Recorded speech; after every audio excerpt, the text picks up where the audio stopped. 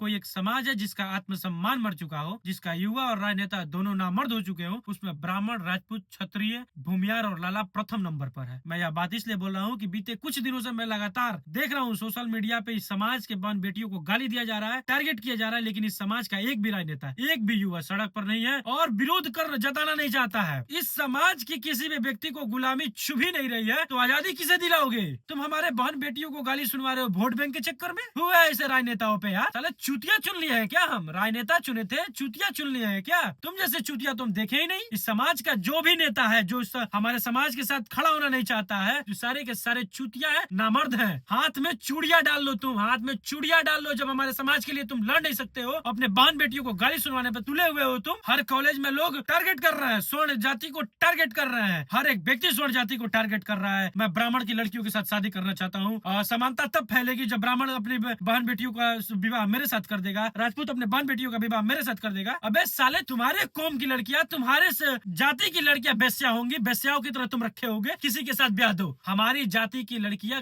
कल भी राजकुमारी थी, कल भी दुर्गा थी, आज भी दुर्गा है। हमारी जाति की लड़कियां वहीं ब्याही जाएंगी जहाँ हमारी जाति की लड़कियां चाहेंगी, जहाँ हमारा परिवार चाहेगा। कोई भी सरकार अपनी राजनीतिक रोटी सेकने के लिए बोल देगा तो उसकी खैर नहीं है। मैं एक बात बीजेपी से बोल देना चाहता हूँ कि आपको हमारा वोट नहीं लग रहा है तो आने वाले चुनाव में हम आपकी औकात ना दिखा दिए तो कहिएगा। किसी भी समाज से मैं बोल देना चाहता हूँ कि जब हम अपना संस्कार तोड़ देंगे, वो कोई भी सरकार हो भारत की, तुम्हें संरक्षण देते देते अंतिम घड़ी तक ना चली जाए तो कहना तुमसे ना हमारा रक्त कमजोर है, ना वक्त कमजोर है। और इस समाज का राजनेता, ब्राह्मण, क्षत्रिय, भूमियार का राजनेता, जितना भी राजनेता है, सारे के सारे चूतियां हैं। ये अपने समाज पे गाली सुनने को तैयार है, लेकिन वोट बैंक के चक्कर में बोलना नहीं चाहते हैं। कोई भी राजनेता हो भारत का, पक्ष हो या विपक्ष हो, सबका आधार केवल ब्राह्मण, राजपूत, क्षत्रिय, भूमियार के अनादर है। और इस समाज का जो युवा है केवल स्टोरी डालना जानता है। इस समाज का जो युवा है केवल और केवल 302 का मुकदमा स्टोरी पे लगाना जानता है। क्या किए हो बे? तुम्हारे समाज की लड़कियों को गाली दिया जा रहा है, तुम्हारे बहन बेटियों को खींच कर ले जाने की बात की जा रही है। क्या किए हो तुम अभी तक? किसको गोली मार दिए हो? किससे लड़ गए हो? किस सरकार का विरोध किए हो तुम? कल तुम्हारे बहन बेटियों को लोग खींच कर ले जाएंगे, यही देखना चाहते हो? कब बगावत करना सीखोगे? ये जवानी तुम्हें हाँ में हाँ मिलाने को मिली है? केवल सरकार को वोट करने के लिए जवानी मिली है क्या? बगावत करना सीख जाओ तुम। जितना जल्दी बगावत करना सीख जाओगे उतना ही तुम्हारे लिए भी अच्छा है, तुम्हारे समाज के लिए भी अच्छा है, तुम्हारे घर की बहन बेटियां बहू के लिए अच्छा है। क्या हिंदू का ठेका केवल ब्राह्मण, क्षत्रिय और भूमियार लेगा? छोड़ दो तुम ये ठेका लेना। तुम अपने बहन बेटियों के ऊपर जो अत्याचार हो रहा है उसे देखो, छोड़ दो।